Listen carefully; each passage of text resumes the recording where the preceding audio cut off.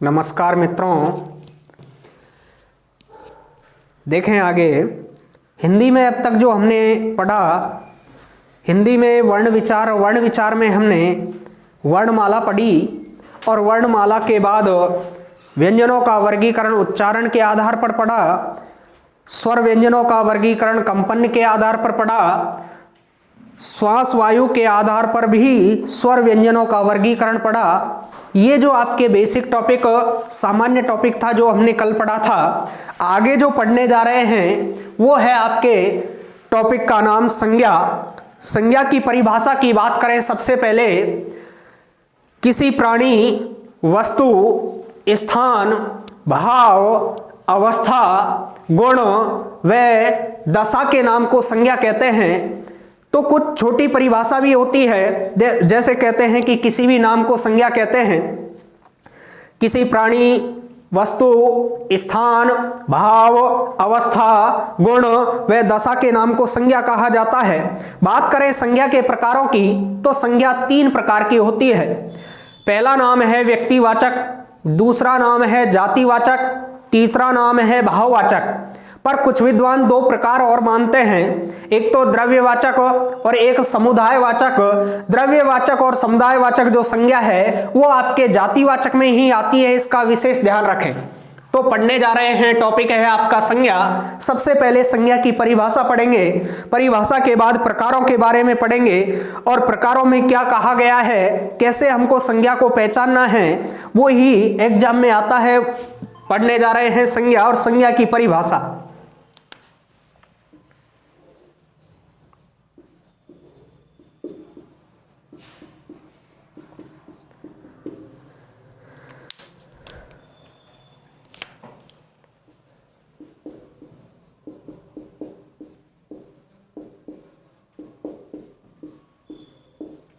किसी प्राणी, वस्तु, स्थान, भाव, अवस्था, गुण व दशा के नाम को क्या कहते हैं?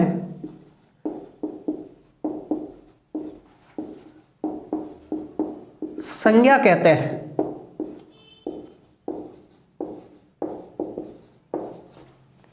यहां पर बात करें, परिभाषा निकल कर आई संज्ञा की, किसी प्राणी, वस्तु, स्थान, भाव, अवस्था, गुण व दशा के नाम को संज्ञा कहते हैं। संज्ञा के प्रकारों की बात करें तो संज्ञा 3 प्रकार की होती है, व्यक्तिवाचक, जातिवाचक, भाववाचक। कुछ विद्वान 2 प्रकार और मानते हैं, द्रव्यवाचक व समुदायवाचक। और द्रव्यवाचक और समुदायवाचक आपके जातिवाचक का ही प्रकार है, जातिवाचक में ही आता है, तो ये थोड़ा विशेष ध्यान रखें।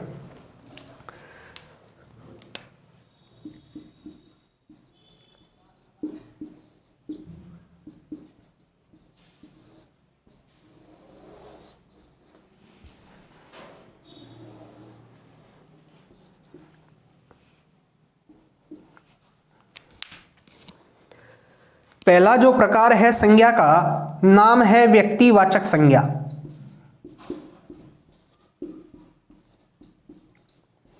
दूसरा जो प्रकार है नाम है जातिवाचक संज्ञा।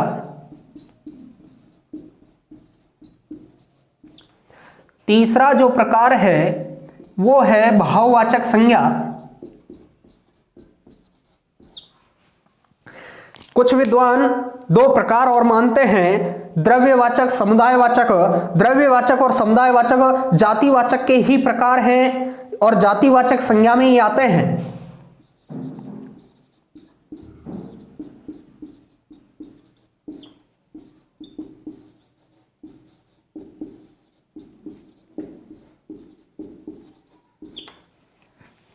यहां पर देखें, टॉपिक चल रहा है जो आपके वो, उसका नाम है संज्ञा। सबसे पहले हमने संज्ञा की परिभाषा, किसी प्राणी, वस्तु, स्थान, भाव, अवस्था, गुण व दशा के नाम को संज्ञा कहते हैं। संज्ञा के 3 प्रकार, व्यक्तिवाचक, जातिवाचक, भाववाचक। कुछ विद्वान द्रव्यवाचक और समुदायवाचक और मानते हैं, वो आपके जातिवाचक के अंतर्गत आती है। तो यहां देखें, पहला जो प्रकार है व्यक्तिवाचक संज्ञा कहते किसे हैं? व्यक्तिवाचक संज्ञा में व्यक्ति विशेष, वस्तु विशेष, स्थान विशेष का बोध हो तो व्यक्तिवाचक संज्ञा कहलाती है। किसी का भी यदि नाम आता है तो नाम आपके किस में आता है? व्यक्तिवाचक संज्ञा में आता है। उसी प्रकार जातिवाचक संज्ञा की परिभाषा की बात करें, जाति या समूह का बोध हो तो संज्ञा जातिवाचक कहलाती है। बात करें भाववाचक संज्ञा की तो भाव अवस्था गुण व दशा का जब बोध होता है तो संज्ञा आपके भाववाचक संज्ञा होती है। तो परिभाषा की बात करने जा रहे हैं तो व्यक्तिवाचक संज्ञा में व्यक्ति विशेष,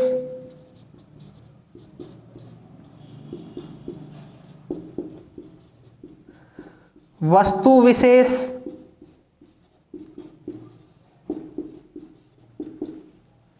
स्थान विशेष का बोध होता है।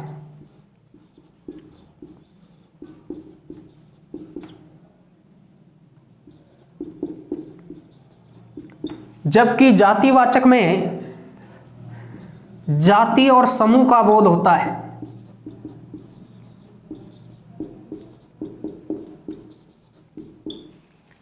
जबकि भाववाचक में भाव अवस्था गुण दशा का बोध होता है।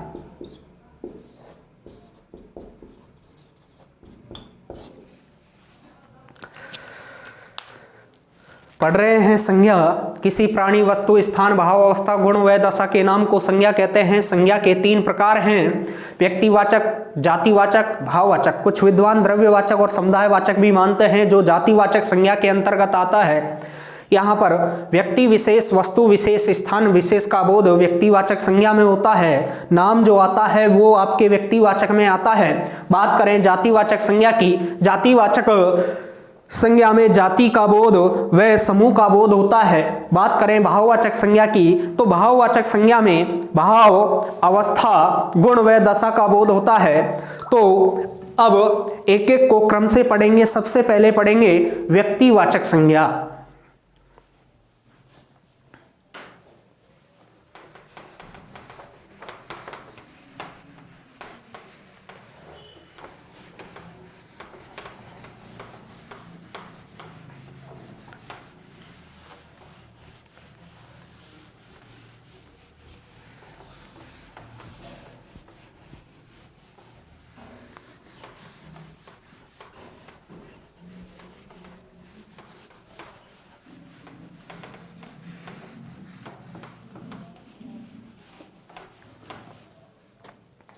संज्ञा का पहला प्रकार पढ़ने जा रहे हैं व्यक्तिवाचक संज्ञा।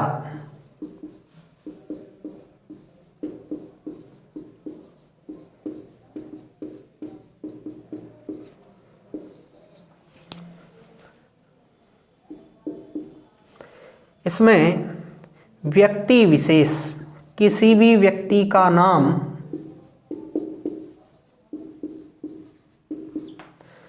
अगला है वस्तु विशेष,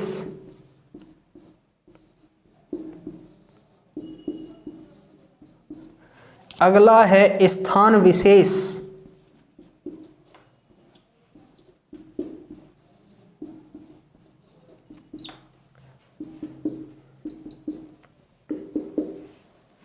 जैसे व्यक्ति विशेष में बात करें गुंजन, कविता, कामनी, लोकेश। व्यक्ति की विशेषता। बात करें वस्तु विशेष की, वस्तु विशेष में जैसे रामायण है, रामायण आपके ग्रंथ है, ग्रंथ का नाम वस्तु की विशेषता बता रहा है। जैसे ऊषा मशीन, रीटा मशीन, ऊषा पंखा, किसी वस्तु से पहले नाम जुड़ जाना और वो नाम आपके किस में आता है? व्यक्तिवाचक संज्ञा में आता है। वस्तु विशेष में जैसे रामायण है, रामायण ग्रंथ का नाम है। तो यहाँ पर देखें यदि नाम आए तो आपके व्यक्तिवाचक संज्ञा, जैसे रामायण है, ऊषा पंखा है,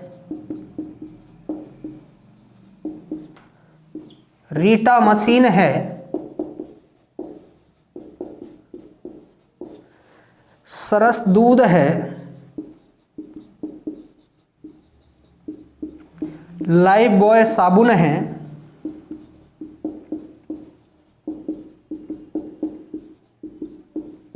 आंवले का तेल है,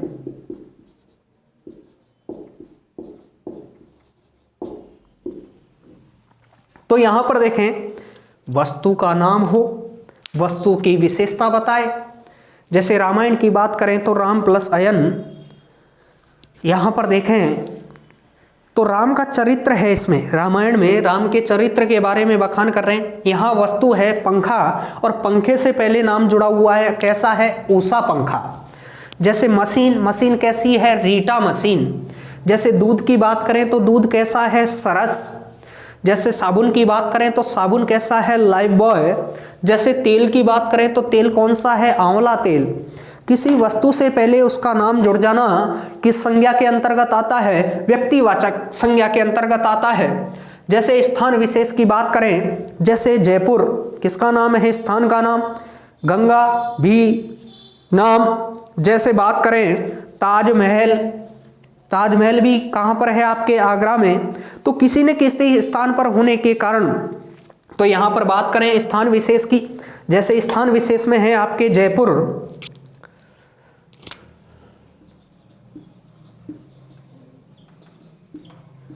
जैसे नाम है गंगा, जैसे नाम है ताजमहल, ये स्थान विशेष का बोध कराते हैं। ध्यान रहे, नाम यदि आता है तो नाम से जो संबंधित है वो व्यक्तिवाचक संज्ञा है। नाम से जो संबंधित है वो आपके व्यक्तिवाचक संज्ञा है। व्यक्ति विशेष, व्यक्तियों की विशेषता बताई जाए, गुंजन, कविता, कामनी, लोकेश। जैसे वस्तु विशेष की बात करें, रामायण, उषा पंखा, रीटा मशीन, सरस दूध, लाइफ बॉय साबुन, आंवला तेल। किसी वस्तु से पहले उसका नाम जुड़ जाना कौन सी संज्ञा में आता है? व्यक्तिवाचक संज्ञा में आता है। जैसे बात करें स्थान विशेष, जयपुर, गंगा, ताजमहल। जैसे बात करें हिमालय, ये जो हैं आपके सभी किस संज्ञा में आते हैं? व्यक्तिवाचक संज्ञा में। तो कह सकते हैं कि नाम, व्यक्ति विशेष, व्यक्ति की विशेषता बताई जाए, वस्तु विशेष, वस्तु की विशेषता बताई जाए, स्थान विशेष, स्थान की विशेषता बताई जाए। जैसे जयपुर की बात करें, जयसिंह द्वारा बसाया हुआ किला क्या कहलाया? जयपुर कहलाया। जैसे बात करें गंगा, गंगा नदी। जैसे बात करें ताजमहल, ताजमहल आपके कहाँ है? आगरा में। जैसे बात करें हिमालय, हिमालय किसका नाम है? पर्वत का नाम है। कहने का मतलब यह है व्यक्तिवाचक संज्ञा का मतलब है नाम। जैसे व्यक्ति विशेष, वस्तु विशेष और स्थान विशेष, यदि इन तीनों का बोध होता है तो संज्ञा व्यक्तिवाचक कहलाती है। व्यक्ति विशेष में गुंजन, कविता, कामनी, लोकेश। जैसे बात करें वस्तु विशेष में रामायण, वस्तु की विशेषता, पंखा वस्तु है उससे पहले नाम जुड़ जाना, मशीन वस्तु है उससे पहले नाम जुड़ जाना, दूध वस्तु है उससे पहले नाम जुड़ जाना, साबुन वस्तु है नाम जुड़ जाना, तेल नाम, आंवला। जैसे बात करें स्थान विशेष की, जयपुर, गंगा, ताजमहल, हिमालय। ये आपके संज्ञा का जो पहला प्रकार है व्यक्तिवाचक संज्ञा। और व्यक्तिवाचक संज्ञा में हमने अभी पढ़ा व्यक्ति विशेष, वस्तु विशेष और स्थान विशेष का बोध हो तो संज्ञा व्यक्तिवाचक संज्ञा कहलाती है। बात करें जो दूसरा प्रकार आता है वो है आपके जातिवाचक। जातिवाचक संज्ञा में जाति का बोध होता है और समूह का बोध होता है। जाति और समूह का जब बोध हो तो संज्ञा जातिवाचक कहलाती है। पर कुछ विद्वान दो प्रकार और मानते हैं, एक तो द्रव्यवाचक और एक समुदायवाचक। द्रव्यवाचक और समुदायवाचक संज्ञा आपके जातिवाचक संज्ञा के अंतर्गत आती है। जैसे बात करें दूध, दूध क्या है? द्रव्यवाचक है। जैसे बात करें समुदाय, समुदाय की बात करें, जैसे आ गया लड़की, जैसे आ गया मनुष्य। तो ये जो मनुष्य है ये क्या है? आपके समूह का बोध करा रहा है, इसमें सभी मनुष्यों का बोध होता है। तो कहने का मतलब अगला जो टॉपिक है संज्ञा, संज्ञा की बात कर रहे हैं। संज्ञा में भी दूसरा प्रकार है जातिवाचक संज्ञा।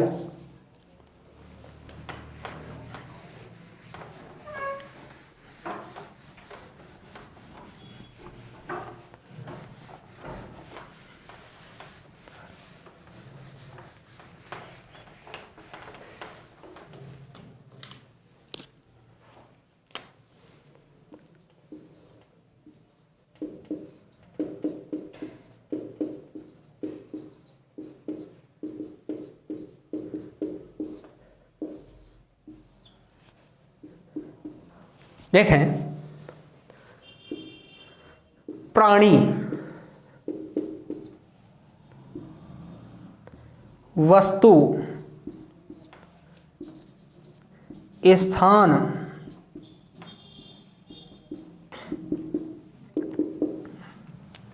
जैसे बात करें प्राणी, जिसमें प्राण वो प्राणी, और ये आपके समूह और जाति का बोध,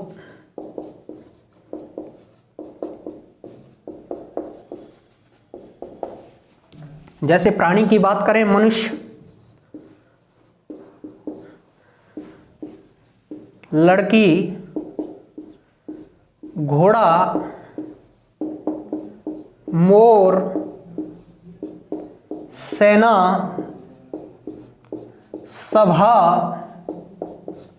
जैसे मनुष्य है, मनुष्य जाति का बोध कराता है, लड़की है, स्त्री जाति का बोध कराती है, घोड़ा है, पशु जाति का बोध कराता है, मोर है, पक्षी जाति का बोध कराता है, सेना एक से नहीं बनती, सेना के लिए कम से कम दो से अधिक चाहिए तो समूह बन जाता है, और सभा में भी क्या होता है, समूह होता है। और जाति और समूह का बोध एक ही संज्ञा में होता है, जिसका नाम है जातिवाचक संज्ञा। जैसे प्राणी की बात करें मनुष्य, मनुष्य जाति का, जैसे लड़की स्त्री जाति का, घोड़ा पशु जाति का, मोर पक्षी जाति का, सेना एक से नहीं बनती तो समूह का बोध हो रहा है, सभा एक से नहीं बनती तो समूह का बोध हो रहा है। और समूह का बोध किस संज्ञा में होता है, जातिवाचक संज्ञा में होता है। जैसे बात करें वस्तु की,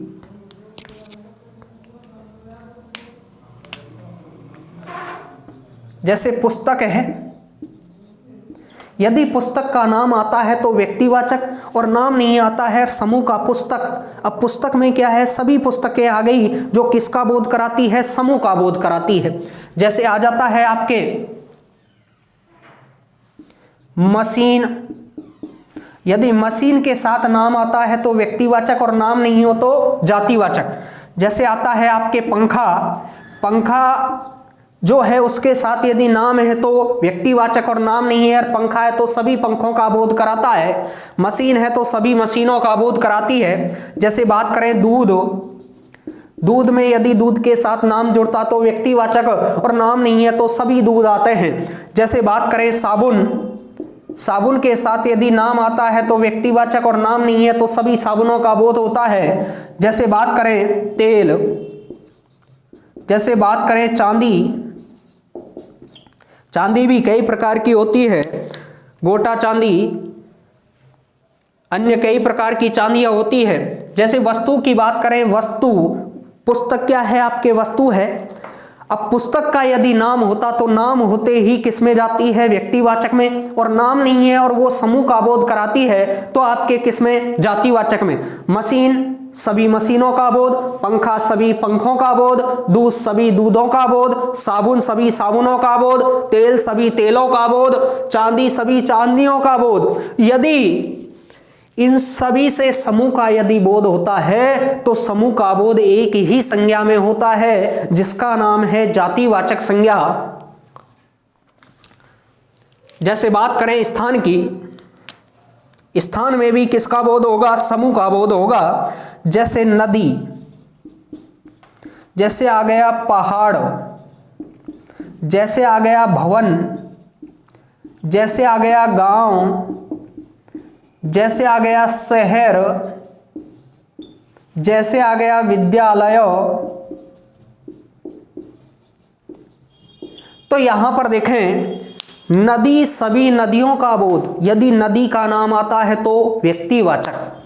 जैसे बात करें पहाड़, पहाड़ यदि नाम आता है तो व्यक्तिवाचक, पहाड़ यहाँ पर सभी पहाड़ों का बोध करा रहा है। भवन यहाँ पर सभी भवनों का बोध करा रहा है। यहाँ पर देखें, गांव सभी गांवों का बोध, शहर सभी शहरों का बोध, यहाँ पर विद्यालय सभी विद्यालयों का बोध।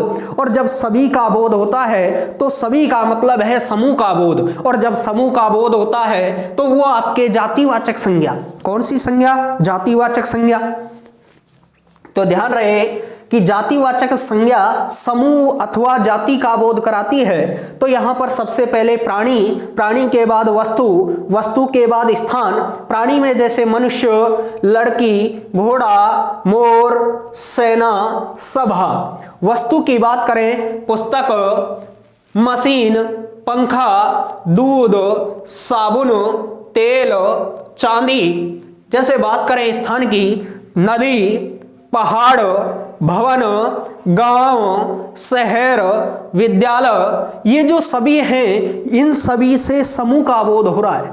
और समूह का जब बोध होता है तो समूह का बोध जातिवाचक संज्ञा में होता है। नाम का बोध किसमें होता है? व्यक्तिवाचक संज्ञा में होता है। इसके बाद जो संज्ञा का तीसरा प्रकार है वो है आपके भाववाचक संज्ञा। वो है आपके भाववाचक संज्ञा। भाववाचक संज्ञा चार बातों का बोध कराती है: भाव का, अवस्था का, गुण का, दशा का। इन चारों का बोध भाववाचक संज्ञा में होता है। पढ़ने जा रहे हैं संज्ञा का तीसरा प्रकार, भाववाचक संज्ञा।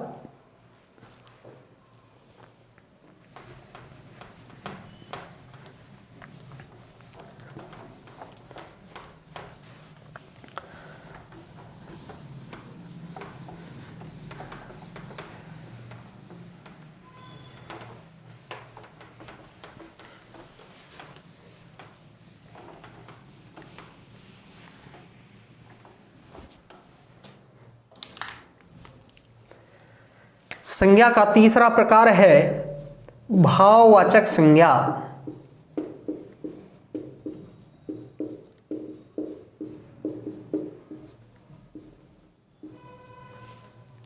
भाववाचक संज्ञा में भाव, अवस्था, गुण, दशा, इन चारों का बोध भाववाचक संज्ञा में होता है। मन के भाव, सब्जी मंडी के भाव नहीं, मन के भाव, सुख भाव, दुख भाव। जैसे बात करें अवस्था की, बचपन है, बाल्यावस्था है, किशोरावस्था है, वृद्धावस्था है, ये अवस्थाओं का बोध भी किस संज्ञा में होता है? भाववाचक संज्ञा में। जैसे बात करें गुण की, मिठास, सुंदरता, ये क्या है? गुण हैं। गुण का बोध भी किसमें होता है? भाववाचक संज्ञा में। दशा की बात करें, गरीबी और अमीरी, ये आपके क्या होती है? दशा होती है। जैसे बात करें दिशा और दशा, दोनों में अंतर है। दशा, गरीबी और अमीरी, इनका बोध भी किस संज्ञा में होता है? भाववाचक संज्ञा में होता है। जैसे बात कर रहे हैं भाव की, सुख भाव, दुख भाव। बात करें अवस्था की, जैसे बचपन है, बाल्यावस्था है, किशोरावस्था है,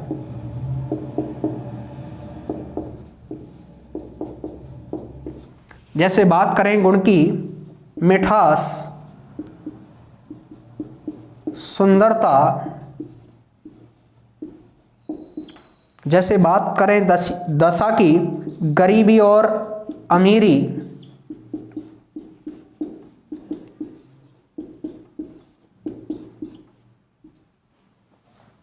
तो यहां पर हमने देखा कि संज्ञा का जो तीसरा प्रकार है भाववाचक संज्ञा है। और भाववाचक संज्ञा में भाव का बोध, भाव, अवस्था, गुण व दशा का बोध होता है। इन चारों का बोध भाववाचक संज्ञा में होता है। जैसे मन के भाव, सुख भाव और दुख भाव।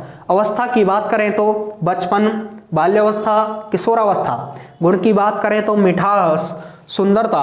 जैसे बात करें दशा की, गरीबी और अमीरी।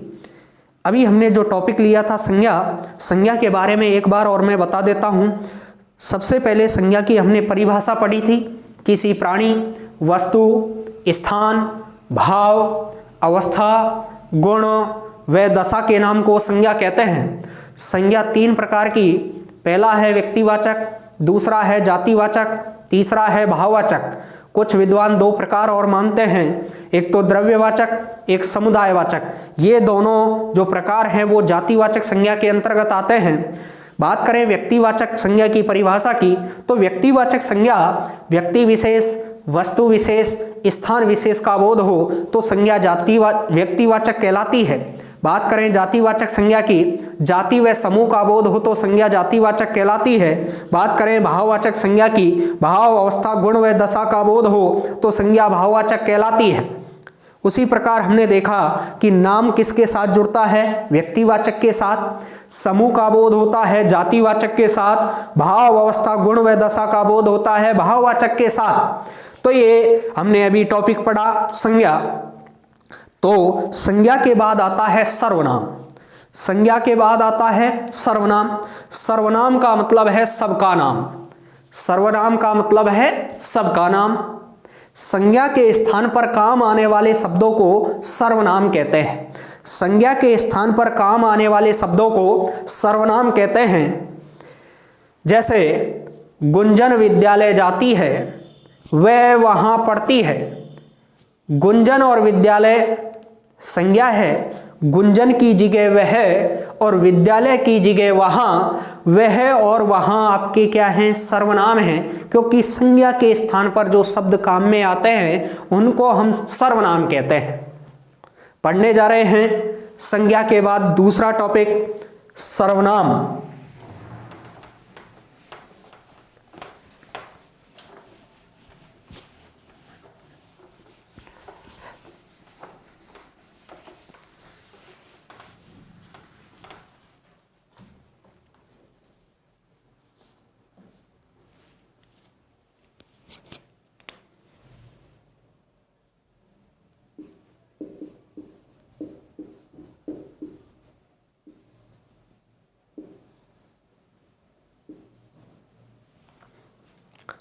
सर्वनाम का मतलब होता है सबका नाम।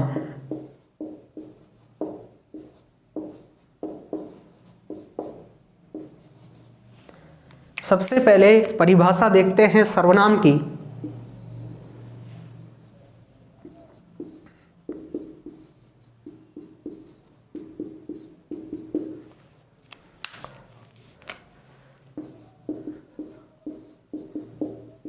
संज्ञा के स्थान पर काम आने वाले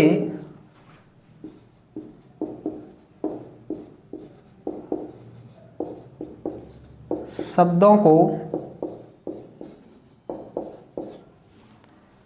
सर्वनाम कहते हैं।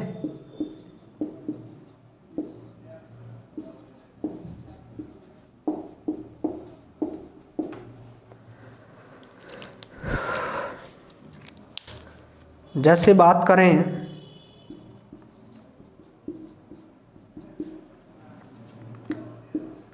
गुंजन विद्यालय जाती है,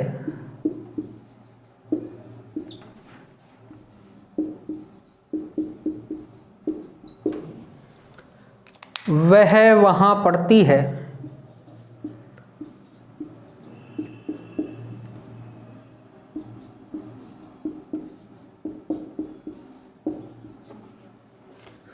तो यहां पर देखें गुंजन और विद्यालय संज्ञा है और इन संज्ञा के स्थान पर वह और विद्यालय की जगह वहां, गुंजन की जगह वह और विद्यालय की जगह वहां। ये वह और वहां आपके दोनों क्या हैं, सर्वनाम हैं।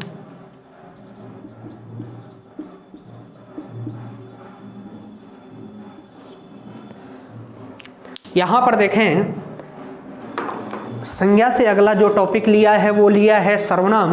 सर्वनाम का अर्थ होता है सबका नाम। संज्ञा के स्थान पर काम आने वाले शब्दों को हम सर्वनाम कहते हैं। जैसे गुंजन विद्यालय जाती है, गुंजन आपके संज्ञा और विद्यालय भी क्या है, आपके संज्ञा। वह वहाँ पढ़ती है, गुंजन की जगह वह, विद्यालय की जगह वहाँ। वह और वहाँ आपके क्या हैं, सर्वनाम। दोनों संज्ञाओं के स्थान पर आपके वह और वहाँ आपके क्या प्रयोग लाए गए, क्या प्रयुक्त किए गए? सर्वनाम।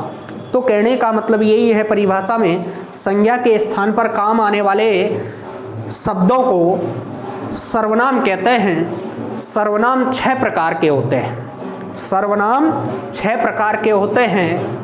पहला है पुरुषवाचक सर्वनाम, दूसरा है निश्चयवाचक सर्वनाम, तीसरा है अनिश्चयवाचक सर्वनाम, चौथा है प्रश्नवाचक सर्वनाम, पांचवा है संबंधवाचक सर्वनाम, छठा है निजवाचक सर्वनाम। पढ़ने जा रहे हैं प्रकारों के बारे में। सर्वनाम 6 प्रकार के होते हैं। सर्वनाम 6 प्रकार के होते हैं। पहला है पुरुषवाचक सर्वनाम, दूसरा है निश्चयवाचक सर्वनाम, तीसरा है अनिश्चयवाचक सर्वनाम, चौथा है प्रश्नवाचक सर्वनाम, पांचवा है संबंधवाचक सर्वनाम, छठा है निजवाचक सर्वनाम। सर्वनाम का अर्थ है सबका नाम। परिभाषा है संज्ञा के स्थान पर काम आने वाले शब्दों को सर्वनाम कहते हैं। जैसे गुंजन विद्यालय जाती है, वह वहाँ पढ़ती है। गुंजन और विद्यालय आपके संज्ञा है। गुंजन की जगह वह, विद्यालय की जगह वहाँ, वह और वहाँ आपके क्या हैं? सर्वनाम हैं। सर्वनाम 6 प्रकार के होते हैं। पहला है पुरुषवाचक सर्वनाम, दूसरा है निश्चयवाचक सर्वनाम, तीसरा है अनिश्चयवाचक सर्वनाम, चौथा प्रश्नवाचक सर्वनाम, पांचवा संबंधवाचक सर्वनाम, छठा निजवाचक सर्वनाम।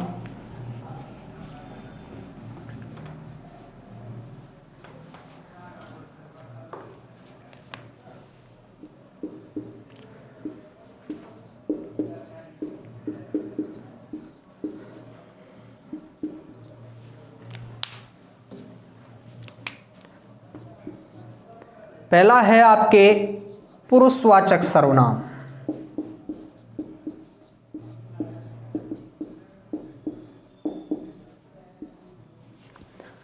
दूसरा है आपके निश्चयवाचक सर्वनाम,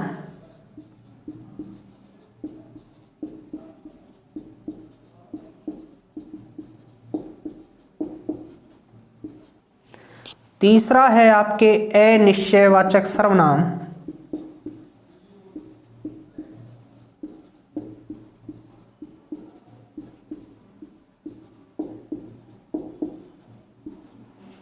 चौथा है आपके प्रश्नवाचक सर्वनाम,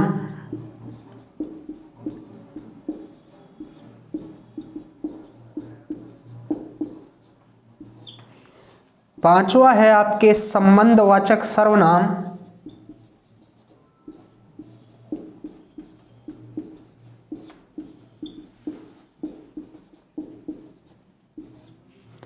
छठा है आपके निजवाचक सर्वनाम,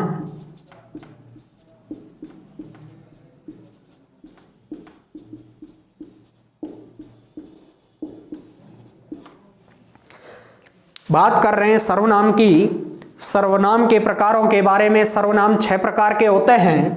पहला नाम है पुरुषवाचक सर्वनाम, दूसरा है निश्चयवाचक सर्वनाम, तीसरा है अनिश्चयवाचक सर्वनाम, चौथा है प्रश्नवाचक सर्वनाम, पांचवा है संबंधवाचक सर्वनाम, छठा है निजवाचक सर्वनाम। आज हमने प्रकारों के बारे में पढ़ा, तो देखें एक बार सर्वनाम के बारे में वापस समझा देता हूं। सर्वनाम का अर्थ होता है सबका नाम। सर्वनाम की परिभाषा की बात करें, संज्ञा के स्थान पर काम आने वाले शब्दों को सर्वनाम कहते हैं। जैसे गुंजन विद्यालय जाती है, वह वहां पढ़ती है। गुंजन और विद्यालय संज्ञा है। गुंजन की जगह वह और विद्यालय की जगह वहां, वह और वहां आपके सर्वनाम है। यहां पर देखें सर्वनामों के प्रकारों के बारे में बात करें तो सर्वनाम 6 प्रकार के होते हैं। पहला नाम है पुरुषवाचक, दूसरा निश्चयवाचक, तीसरा अनिश्चयवाचक, चौथा प्रश्नवाचक, पांचवा संबंधवाचक, छठा निजवाचक। कल पढ़ेंगे पहला प्रकार पुरुषवाचक सर्वनाम। आज के लिए इतना ही पर्याप्त है।